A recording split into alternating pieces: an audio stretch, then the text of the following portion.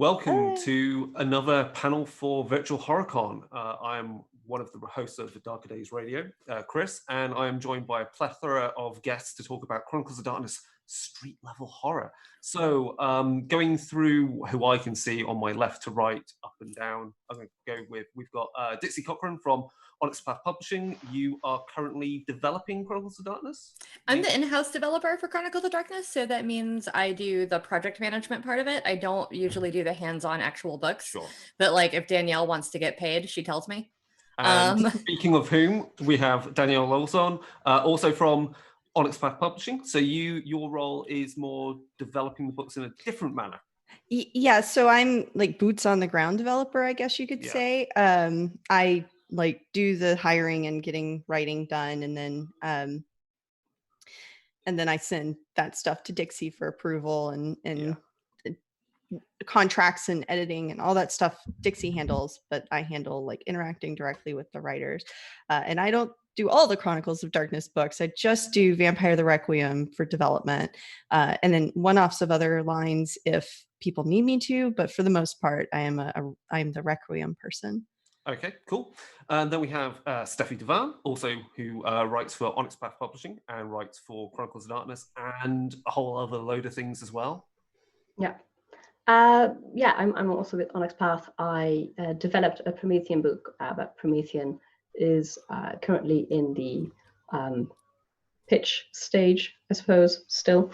But I do write a lot for mostly Danielle on the vampire games and for Meghan on their Changeling games. Excellent. And then we have Meghan Fitzgerald, also from Onyx Path Publishing. So Meghan, what do you do at Onyx Path? I do pretty much the same thing Danielle does, except for Changeling and Mage, Lost and Awakening. Plus, you know, like as she said, one-off books for other lines here and there, like Scion and other things. So. Sure.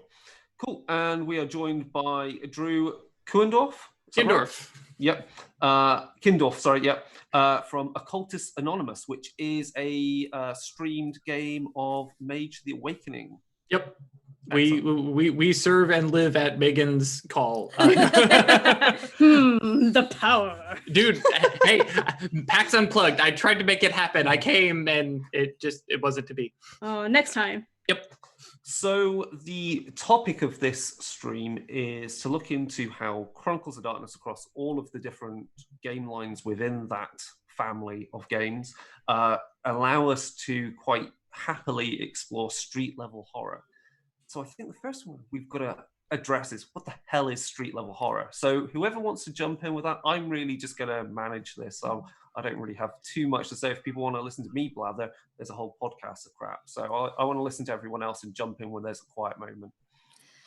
Well, I'll start. So to me, the most basic like Chronicles of Darkness, like if you just look at the core book, that's where you're playing mortals. There's stuff out there, but you don't know what it is really. Like it's things that go bump in the night. I always kind of think of it as the like characters from Buffy who aren't the main cast. Like if you look at the high school seasons, there's the prom episode where they give her the award and they're like, we know there's some weird shit happening, but don't know what it is. So you're playing kind of those sorts of people. And that to me is some of the easiest horror to connect with. Because you're playing essentially yourself or someone like you or just a person in the world. So sometimes it's a little bit easier to grasp than going straight into like the cosmic, you know, there's changelings and there's demons and there's the god machine and there's all this stuff happening. And that's what I like to play as kind of an entry level. I enjoy Chronicles as a precursor game to any of our other game lines in the Chronicles world. Simply because like I said, I mean, you can be mortals that turn into vampires. You can be mortals that become hunters. You can be mortals that become all kinds of different splats and then play the Contagion Chronicle that's coming out. So I think it's a really nice entry point for new players. But also I've talked to people who have run very long games of just Chronicles where they're either playing themselves or like ghost hunter type folks or, you know, people in Supernatural that once again can eventually turn into a hunter game. But to me, like the street level is just really accessible horror. Because it is more of the fear of the unknown than the fear of the very specific. Okay. Does anyone want to expand on that, maybe focusing on some specific game lines, how street level maybe fits into that as well? Go on, Andrew. Yeah. Street level page. Yeah, it's a thing. No, seriously. Go on. It very well is. Actually, that's a vast majority of what the Occultist Anonymous does currently. Is I mean, their very first adventure was, yep, you guys have all met. A really weird, really large hurricane-level storm sweeps in. What's going on? And they go, I don't know, but we're mages, and that means we're going to go stick our nose into it and go find out. Right. And very, very quickly realized that they were, sticking their nose into a whole werewolf pack, and had to negotiate that, right from the start. And, oh yes, we know all sorts of cool magic powers because we're starter mage characters, but immediately are thrown into, oh, werewolves. We don't know anything about these. Right. Yeah, that's one thing, is that even like one individual splat, as we call it, like mages, might not know much about the other splats. Vampires might not know much about mages. Changelings might not know about Prometheans. So any of them can be street level, even if you're playing a supernatural character. So go ahead, Megan. I was just going to say, the other thing that I usually think of about street level horror when it comes to Chronicles of Darkness is not just the idea of how much you know, but also kind of socially where you're at, because most of the games have social tiers built into them that are like specifically for this. And so even something like Mage, where you might even be not a starter character, but a slightly more powerful character, but in a slightly more meta way, the focus of the game is on your cabal and not on, your order or your God, it's too early. Yes. Big, yeah. The thing that's bigger. Just the same way that in Changeling you might focus solely on your motley and your fetch and not worry too much about your court, your freehold, and all of that stuff. So that's another place where the Chronicles of Darkness kind of builds in this idea of street level horror. Even if the actual power levels and knowledge levels of the characters might be a little higher, you can still do it. Yeah. And I think that's also true because two of my favorite games are Promethean and Demon. I love both of them, and I love them both because they deal with the big. Like one has got the divine principle, and the other has the God machine, and they're both really big, generally bad things. And I love that cosmology. That's my thing. I love that. But the games themselves, when you play them, to me, still feel very personal and small and human. Because that is what you're dealing with. You're dealing with protecting people from the God machine. You're dealing with trying to be human, which means getting down in the mud with them. So to me, it's not necessarily that you don't know any of the stuff or you're not involved with any of the stuff, but it's that you're possibly choosing to forego dealing with it directly in favor of getting down in the dirt and just hunkering down and doing your thing. And that to me is also street level horror.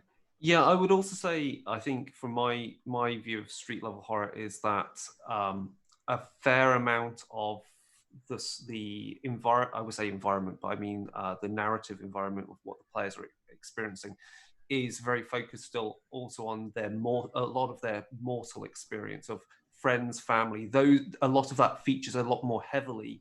And I think that ties into what Dixie was saying, that Mortals is very easy. A standard Mortals game is very easy to get into because it's very recognizable. But when you move into the splats, it can still be very recognizable because your character still has friends. They still work a job down at the supermarket or at the local, or they still go to the local gym, those type of things. And having that mundane reality that then is interfered with by the supernatural, I think helps keep it feel street level. Yeah, I would say I think that the touchstone system that is in Chronicles and that was lifted for V5 because it was that good. Yeah. It's really, really important to having kind of a street level game of any kind, whether like no matter the game you're playing, whether it's Chronicles or a different game, because that does keep you connected to either your human life or just human life in general for the most part. Like typically your touchstones, yeah, you can have one that's another like splat character, but a lot of times your touchstones are going to be like your former coworker, your kid, your, you know, aunt that you haven't visited in a while. That sort of thing, and keeping that grounded in there, and also having the horror be like, what happens if what I am bleeds over onto the people I care about? That's a real thing that people deal with. Like I'm someone that deals with mental illness, and I mean, I constantly am like, what if I hurt somebody with this thing that is my thing? Yeah. And to me, it's kind of a similar thing. Like not that they're an allegory for that, but it evokes the same kind of feeling. And one last point I'll make before we possibly delve into the next kind of bits on this, that where we get into maybe how mechanics fit this. I think also the great thing about at least the first initial presentation of Chronicles of Darkness back with what first edition is that I think it was refreshing to see how you could actually have a horror game where you could play it where there is actually no supernatural thing actually whatsoever. You could actually focus entirely on the horror of a human experience where it's just maybe gangs, or it's maybe something that's very much closer to home. And that's something I've used it actually to plug something. If you get Sins Washed Away, you can play that entirely without anything supernatural going on. It's just cults. And that's where the classic book Antagonist has how to deal with cults. So I think you can also look at that route and have something completely mundane, yet still massively weird and fucked up. Okay, so I think we've covered ideas of how street level horror, what it means. So what do we think mechanically helps support that? I mean, Dixie, you've already mentioned touchstones, but are there any other mechanics, maybe particular to particular splat line, that also helps reinforce that tone and mood of street level? That one's on my other devs. They're the mechanics people. I'm just like eyeballing Danielle and Megan right now. Steffie, I'm just like, y'all are my mechanics folks. Well, one thing I'll say is that, so I was one of the developers on Dark Ares 2, and then I wrote a bunch on the Contagion Chronicle, and those were both crossover books. And when we do crossover, we usually, like in both of those books, we try to make it more explicit what those so-called tiers of gameplay are, where tier 1 is what we're talking about, street level, and then tier 2 is sort of the regional or slightly more connected, and then tier 3 is either like global or very large organizations or cosmic beings and stuff like that. And so at the street level for mechanics for Contagion Chronicle, we did a lot of that was built into how the Contagion itself works, which works with a series of progressive conditions. And not just so conditions in the people, but also conditions that represent the contagion itself in the area that you're in. So there's a whole system for how a contagion can progress from tier 1 to tier 2 to tier 3, or how it can progress just within tier 1 within a very small area, but getting more and more serious and stuff like that. So. I was going to add, but then I got a cat. Cat. Where's my cat? Dixie, whenever I'm in meetings with you and you hear like rumble bump, this is the cat. The other thing that I think Chronicles of Darkness does to kind of bring things home, Dixie mentioned touchstones, but just anchors in general. Mm-hmm. So, we have every system has a humanity or clarity or kind of system, but this integrity, it's not based on just did you do something bad and are you gonna suffer for it, but instead is much more personal, and makes it as personal as it could possibly be, right? So whatever the driving story of the game is, for Requiem, it's your humanity, but it's not just are you human, but it's how connected are you to humanity and your mortal side, and not becoming a monster.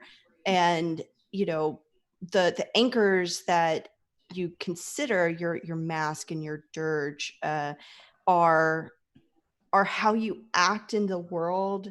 Stop eating my Virtual Horror Con has its own set of weird things that happen. This is street level horror right here. Right here, yes. Like at analog conventions, you can get stuck in lines. At virtual conventions, you can have a cat on your shoulder. Sorry. If I were a pirate, she would be my monkey. Anyway, so yeah, it's these mechanics really try to help keep everything that happens to a character feel very personal for the character. Even whenever something big and scary and supernatural is happening, the emotions that they're feeling and the kind of situations that they're going through are still very personal. Mm-hmm. And we talked about street level horror being the kind of horror that like affects your neighborhood and affects your friends and your family, and it's all very personal. And a lot of Chronicles of Darkness tries to bring that personal in as much as possible. And so I think the anchors, all of the anchors, touchstones are an anchor, the whatever the humanity, integrity, morality, stat is those anchors that attach to that. So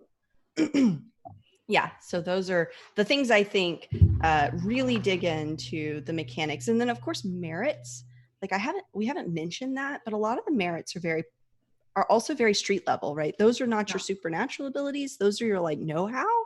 And we have lots of merits that determine, is this, how good are you at this, or, your investigation ability and your ability to just kind of deal with things in a non-supernatural way. And a lot of the merits deal with people that like, mm-hmm. the cab driver, or your Uber Eats deliverer, or your mailman. Those are part of your merits. Yeah, allies and contacts and stuff like that. Yeah. Totally. Yeah, and to the point that you were just making, Danielle, that a lot of folks are making, Nwabot in the chat just said that the other part of Chronicles that helps us is that almost all the splats are defined by their relationship to kind of lost or sought humanity, whereas a lot of the villains are often defined by their desire to become less human. Yeah, which I thought was a really, really good point, because that is kind of an overarching theme of Chronicles. Yeah, I think that's exemplified with Hunter, in the fact that Hunter, I think, is the best bridge between being supernatural and being mortal, because a hunter can essentially progress to being a slasher, and I think slashers start off as mortal killers, but then they undergo a sort of transition to being something greater than human by their corruption of their soul. Slasher being really good point, because again, you can take that game and run it as pure, running like the Hannibal TV series. That's a perfect point. But then you can just slowly insert slightly weird things that give that sense of the supernatural, and it actually is weird. That's what I would personally do. Any other mechanics we can think of? I think we've talked about tilts, conditions, we talked about integrity. I think important also about integrity I like is that compared to classic World of Darkness with humanity system in Vampire, integrity, or the equivalent for each stat, you tailor the breaking points to your character. So again, you can say, well, I'm a cop who's seen enough on the street, so that doesn't freak me out, that doesn't cause me some sort of post-traumatic stress, but that is what will drive me to the booze. Whereas a different character will have different, breaking points. I think that's quite important to pick out, because again, that's something that's lifted, and I feel V5 borrows and should do, because it works really well in their humanity system. So. Let's, being aware of time, I wanted to get through some more information for people. Which splats do you think best support this type of gameplay? Because I mean, we've already acknowledged that you can, to a lesser or greater degree, have a street level game, but certain game lines really support it well. So let's pick out one or two and highlight what in particular about that game line really drives home a street level horror game. We'll start off with, let's go with Meghan first. Which one would you pick first? I would pick Hunter first. Obviously, we know that Hunter has the tiers built in, but tier 1 Hunter is like my Hunter. That's my jam. That's the Hunter that I usually play. And it's especially in second edition, you know, we kind of went out of our way. That was one of the mandates from the developer, was that we really wanted to feel that street level, that feel to it. Like even when you're tier 3, you're dealing with compacts and conspiracies, there's always the, well, what am I actually fighting for question that's going on, that's built into the code. And I feel like Hunter does a very good job of, even if you're at the conspiracy level and you're dealing with some kind of wacky global threat, you still have touchstones. You still have to worry about, how is this affecting the guy next door? And, you know, am I still acting like a human being here? Cool. Okay, Danielle, which one would you go with? What's your pick on a line that you go, that's street level? So Megan stole Hunter, which is like the obvious pick. Yeah, that's like the pick that all of us would pick. It's like, Hunter. I went first, so. Yeah, I know. So instead, I'm going to go with Fitzgerald. Yes, I'm going to go with Geist. I think that, you know, even with all the like supernatural and underworld stuff that Geist wind up doing, the focus is on the crew, and your crew is kind of, you know, it is both your individual character players, but there's so much that goes into crew, especially in second edition, that's like, you know, these mortal followers or other members of the crew, you know, ghosts and stuff, who kind of like your court that follows you around and does stuff with you. And, you know, there's so much of that you can play in, that you can make your entire chronicle around building your crew and hanging out with your crew and doing stuff that involves your crew, that it, you know, that is that street level horror of, you know, this is your community and this is you trying to safeguard and foster your community. So I think that, you know, Geist is definitely like up there on the street level horror, in my opinion.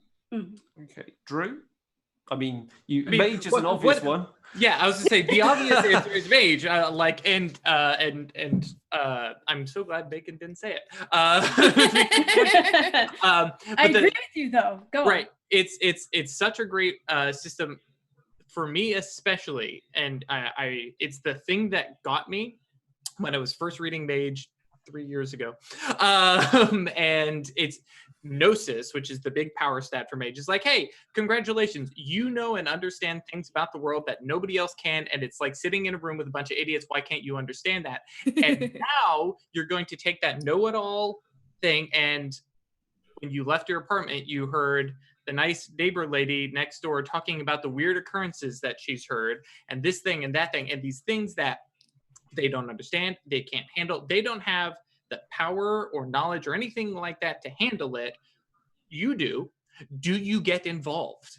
Or is that below your, you know, oh, that's beneath me? And that's the kind of stuff. And with my game, because that's, I don't pull from the other books. I've read them, but I haven't played them. But you know, from the show, like they literally had one of their friend characters who was like, you know, just being a little bit nosy and was literally nosing around the werewolf pack that they had originally found and was asking questions. And the werewolf pack was going, who are you? What are you doing? And the mages went, no, come back over here. That is not something you want to be involved in. And so where it's a half step from, you know, the street level, I think, where they're having to like keep an eye on the people around them.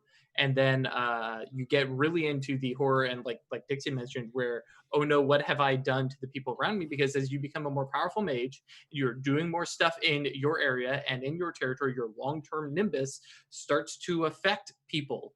And so if you're a crazed barbarian Viking, well, not crazed, but you're a barbarian Viking, you know, Thyrsis, who's calling down the power of the gods and is very primal and feral, and all of a sudden your neighbors are getting into more arguments and people are being, you know, emotions are running high, and all of a sudden you go, oops. And now you need to handle that. And even though you might have, oh yeah, this past Friday I went into the astral realms and communed with literal beings of higher knowledge and higher power. Oh, right, I still live here and I have to deal with these people, and I have to, you know, and there's a level of responsibility, unless of course you're playing a seer, in which case, you know, screw all that and who cares about the people next door.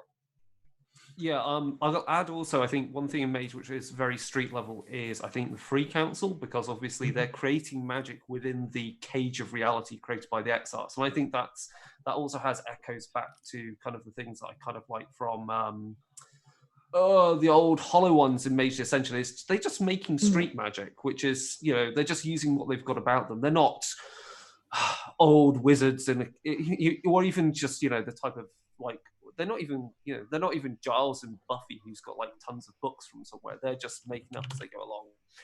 Steffi, which will you pick? I'm going to go with vampire because it deals very well with the hierarchy of needs. Like my needs are, where am I going to eat? What am I going to eat? Where am I going to sleep? How am I going to pay my bills? And I think vampire actually does a really good job of gamifying that in a truly horrific way. But it has that same problem of, how do I eat? Where do I sleep safely without the sun or hunters or rival vampires or whoever else wants to kill me? And I like that a lot about vampire, and I think that lends itself well, that low level hierarchy of needs that you constantly have to tend as a vampire fits very well with street level games, because you're going to get those needs met on the street for the most characters. And Dixie, your pick. I mean, there's not many to pick from, but by all means, pick something that's left over. It's so funny because I was sitting here and I was like, do I talk about Promethean? Do I talk about Beast? Like, what do I talk about? And I'm going to pick a weird one. And I'm going to say Mummy the Curse 2nd edition. And the reason I'm going to say that is because when you wake up, whether it is in 1997 or 803 or 1650, you are completely reliant on the people that woke you up and the people around you. You don't know anything. You barely know who you are. You don't know where you are. So you're reliant on your cult and the people who woke you up to kind of fill you in, give you a mission, and they might be lying to you. And that's also very scary. It's like not really knowing, like, you don't know what's real. You don't know if they're, misleading you. You just, you have to rely on them because they're all you have.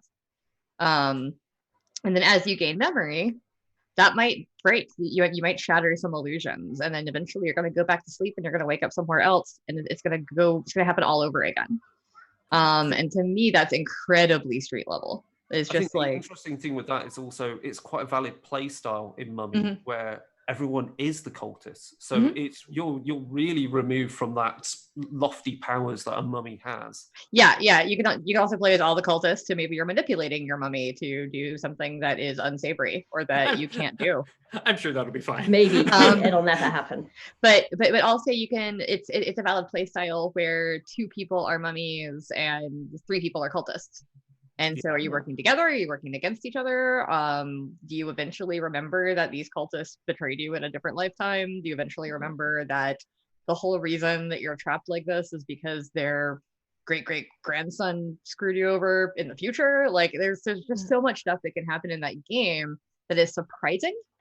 And to me, I mean, that's what a jump scare is. It's being surprised. It's being like, oh, there's nothing happening that's scary, and then, oh god, the scary thing happened. And that's what really gets people's hearts racing in movies and things. So I think that the kind of low level dread of going on and being like, everything could be screwed up, and then eventually having those jump scares is really, really interesting. Yeah. And then to move on then, because I'm aware of time, or if someone wants to jump in with a last point, go on, Meghan. I do. I just want to give a quick shout out to Deviant on this level, actually. Oh God, yes. Not out yet, but exactly. Deviant. Why didn't I mention Deviant? Why didn't I? It's not out yet. It's not out yet, but I just want to give a shout out to it, because Deviant is very much I woke up in a lab and somebody did something horrible to me, and I'm not quite human anymore, but I'm close enough that I still need all those human things, except I'm also this broken, my soul is broken and people are after me, and what do I do? And there's an entire section of Deviant that's down and out in the Chronicles of Darkness, where it's very much like that game goes into what it's like to be homeless in the Chronicles of Darkness. It goes into what it's like to be friendless. It goes into what it's like to have to, scrape and scrounge just to stay alive and to stay one step ahead of your pursuers. And I think that Deviant is a very good level of being street level job. But I will actually say that I think I think the way the Chronicles of Darkness are written, I think you could take literally any of them. Like I said, I love Demon and Promethean, and I'm sure you could absolutely run a street level game with those. Well, those are thematically the biggest cosmic ones. I think that's just something the Chronicles of Darkness does really well. So we can sit here and pick them, but honestly, we could just go past every game and tell you how you could run a street level game with it. I mean, yeah, you could literally just play enough with the core Chronicles of Darkness book where the main antagonists are ephemeral beings of ghosts and spirits or cryptids, and just play that kind of thing. Because cryptids, I think, especially if you want to go for an urban weird kind of experience where, you know, it's none of these big splats, it's just another weird creature. I think there's particular TV series that does that type of thing. That's a different topic. But actually, fitting with what I just said, which antagonists in the game lines really exemplify a sort of the street level kind of game? So it's something like Belial's Brood, something like the Strix, something like the Ridden. You know, what features of these antagonists really kind of, you know, fit that type of gameplay? The human ones.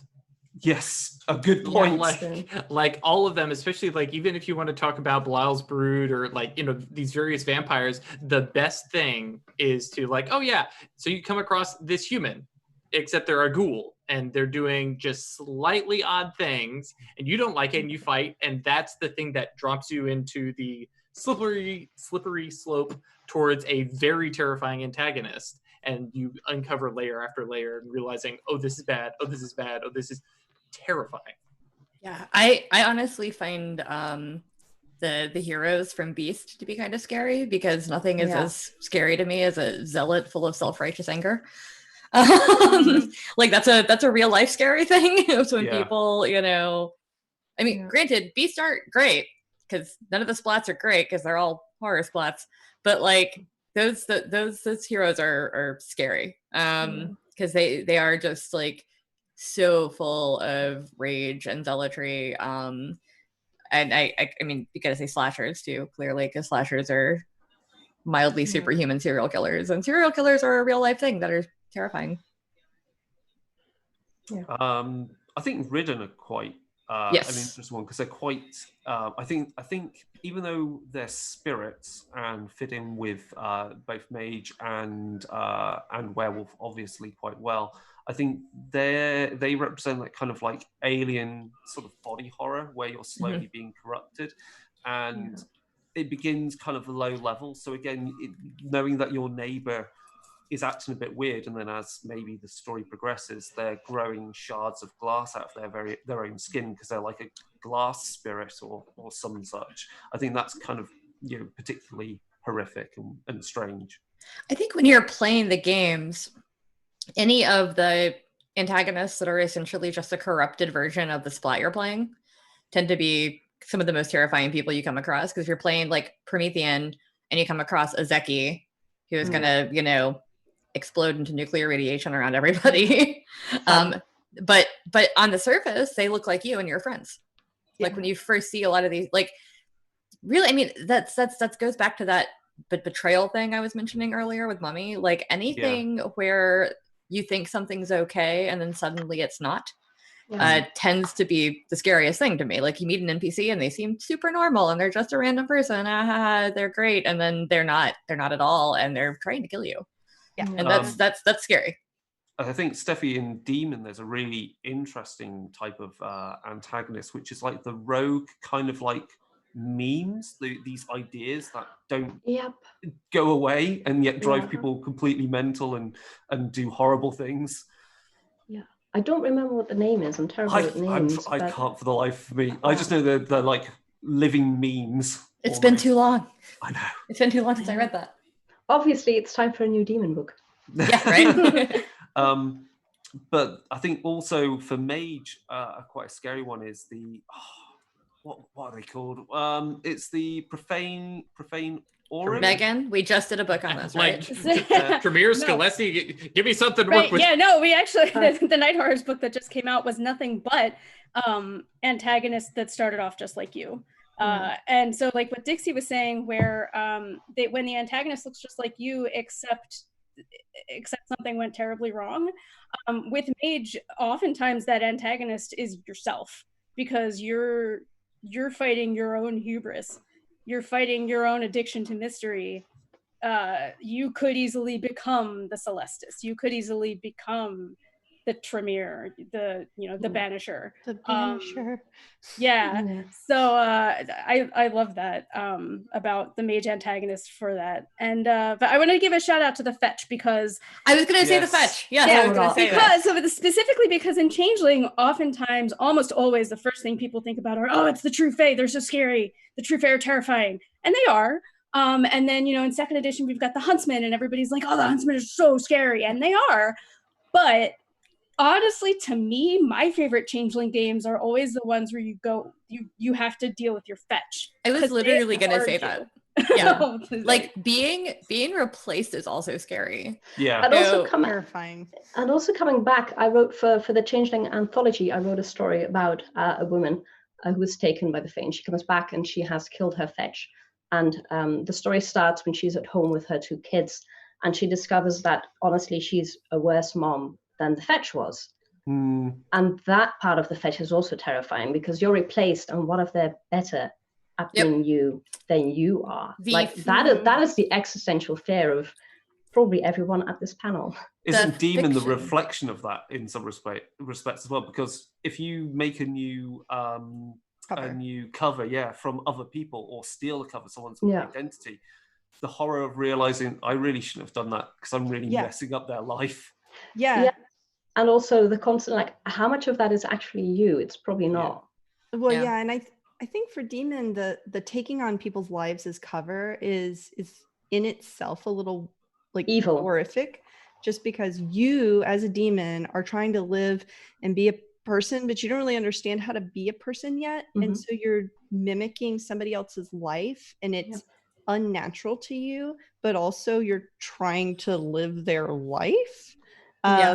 So like there's this element of like, what if I fuck it up, and I guess it's not my life, and I could just go get another cover, which is like it dehumanizes humanity in a way that I think is in itself horrific if you think about it. And it's you're starting off right away with that's questionably ethically, it's questionably as heck that you are doing that. Yes. Even if you somehow found someone who was desperate enough to willingly make you a deal to give it to you, even then it's like, I love that Steffi just described taking over somebody's life and body as ethically questionable. like no shit. It's not wrong. It's just ethically there's a questionable. gray area that we need to thread. Yeah, exactly. Yeah, no, I definitely recommend everybody read the fiction from Changeling, the Lost Second Edition, because that deals with coming back in a Fetch who's maybe doing your life better than you were, but they're not really living the life you wanted to live, and it's good. They're a better mom than you are. Well, isn't it even worse? Now what? You can then a Fetch can slowly start. Obviously, as you start interfering, gain access to your memories and certain powers. So if you start really messing things up, you can slowly turn what was, as you say, someone living their life better than you, and then you mess it up all over again, because now you're making them into a monster in your vain efforts to take back your life. So that's so messed up. I love Changeling. So I actually thought of the from a normal people perspective, the most scary monster is from Promethean, when the humans come after you with pitchforks, because you do not want to hurt them. And that takes a whole lot of options off the table right away. Like, you don't want to hurt these people. They are wrong in hunting you down, but that's just what happens when you're a Promethean. So then what? So that might actually be the trickiest one. Promethean triggers my anxiety, because I have anxiety about everybody just not liking me and not wanting me around. And then when I read Promethean, and it's like, no, like literally just you existing means that people hate you. I'm like, the world hates you. Yeah, well, like everything, like the world hates you. Good luck. Maybe I'm a Promethean. No.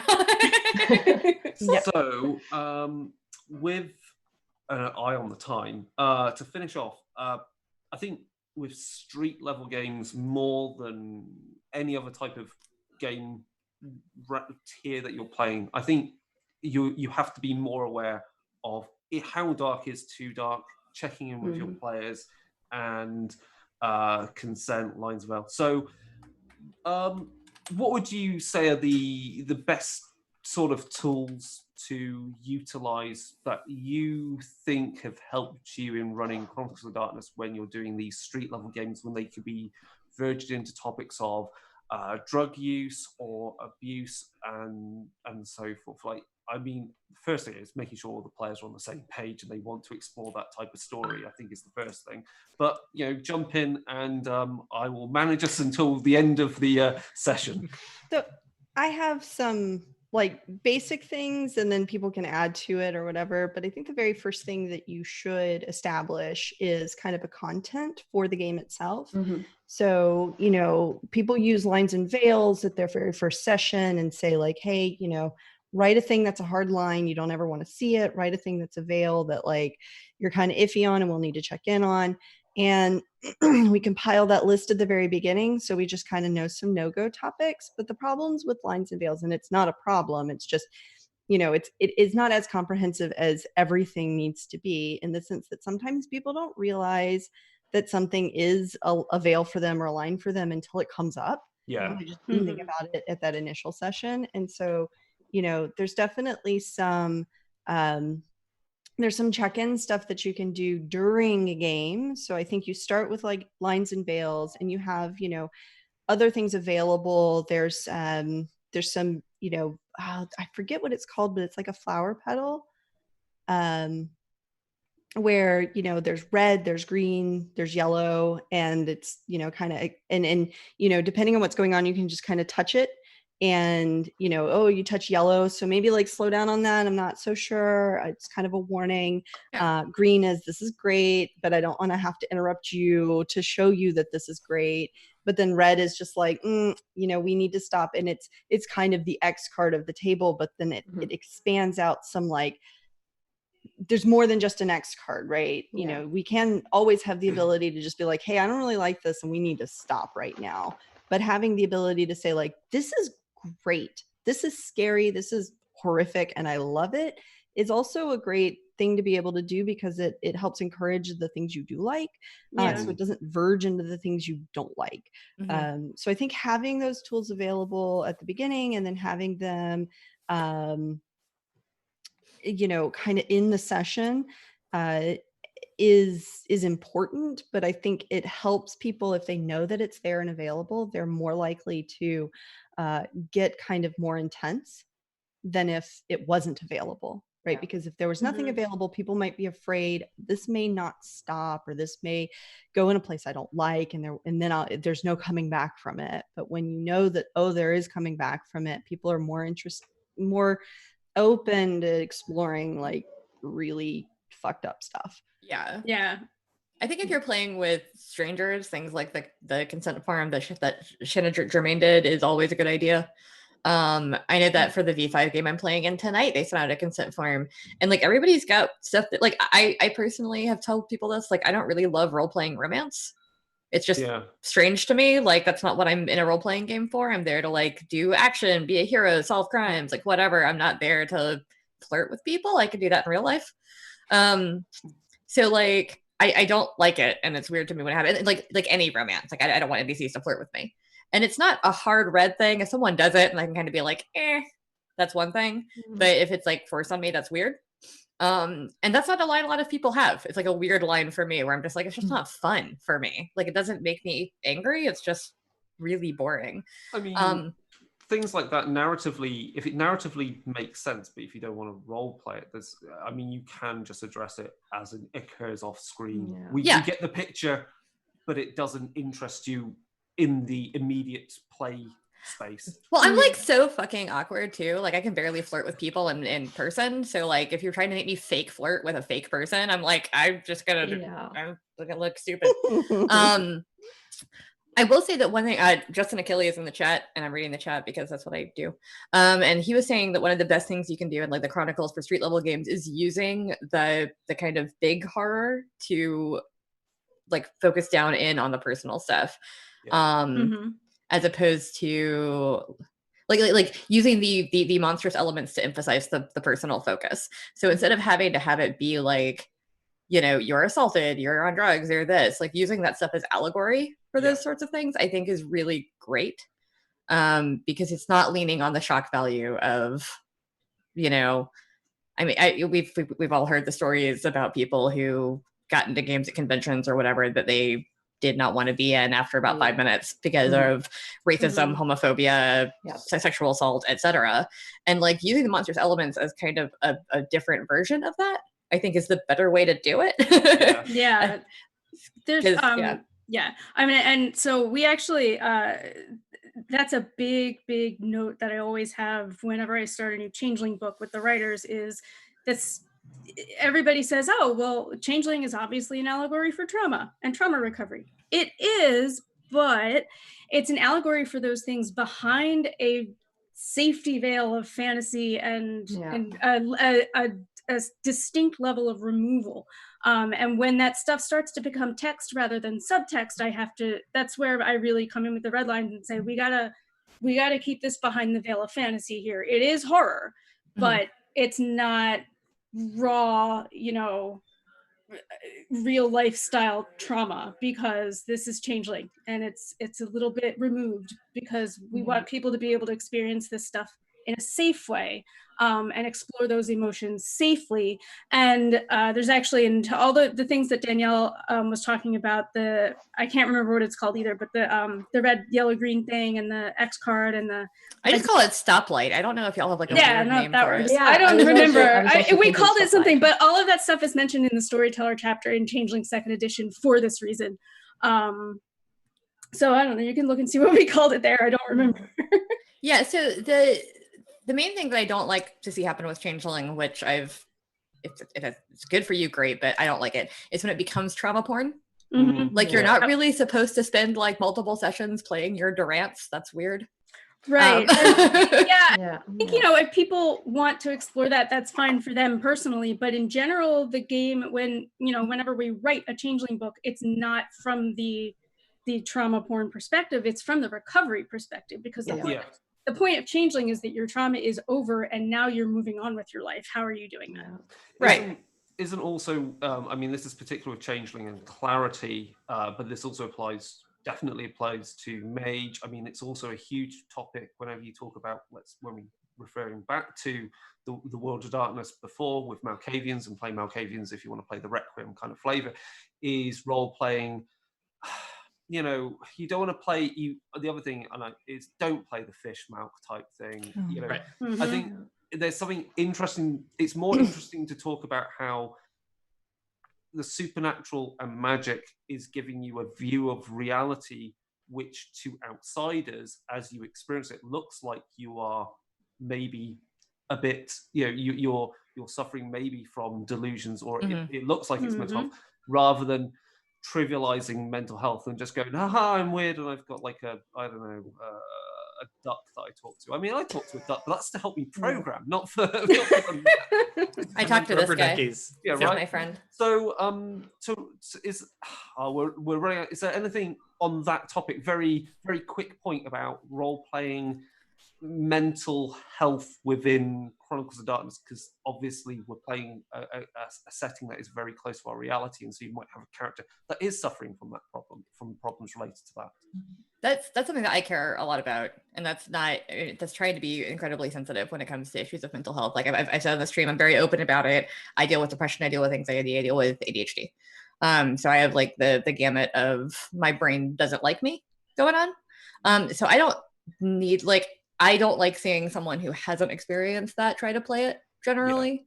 Now, that said, I know that some people do use these games to work through their own issues and to work through some of their personal traumas, and that's fine, but it has to be something that everyone at the table consents to and that everyone at the table is comfortable with. What I don't like seeing is when someone tries to use a game to work through their personal trauma without asking anybody about it. I see that happen more at LARPs than I do at tables, but it's still a problem. One thing that we're trying not to do, I know that we actually changed the name of one of the slasher types in Slasher Chronicle. I changed a couple of other terms in there because the original Slasher Chronicle leaned a little bit more heavily on mental illness talk. Yeah. And we've just learned stuff since 2009 or 2011, whenever that came out. We did the same thing for Mage. In first edition, they were called the Mad, but now they are not called that because that implies a whole thing that we're not trying to say. Yeah. There are occasionally terms that we end up not being able to change just because they weren't changed when second edition first came out. I don't love all of them. Like there's a dread power called like Terror and Madness and Terror, something like that. I don't love it, but it's not the worst thing that we could have put in there. It's not like we have a power called, you know, Psycho Bitch or something, which is both gendered and, you know, ableist. Yeah. But right. I'm gonna have to wrap up there. I'm sorry. Yeah, I know we're done. We're done. We're not really gonna have time to go through everyone's links. I think the best way to find out how to contact you will be go to Gehenna Gaming's Twitter stream. There will be everyone's Twitter handles or links or whatever. That's the best way to find any information. Or obviously hop over to the Gehenna Gaming Discord, and there will be people talking about this there and finding links. To everyone that took part, thank you so much for going through this and trying to squeeze in so much content. I know we could talk another 2 hours about this. Yeah, I was surprised it's like just an hour. What are we doing? I know, right? Also, donate to the raffle. Everybody donate to the raffle. We're raising money. You can check out all the raffle prizes on Gehenna Gaming/BHC, their whole website. And there's lots of cool stuff that was donated by a lot of cool people. Yeah, you can grab our bundle of stuff from Storyteller's Vault there as well. So again, thank you to everyone for taking part. I think that's us done. I'm waiting for us to be told, yeah, we're clear. So we can just hit post while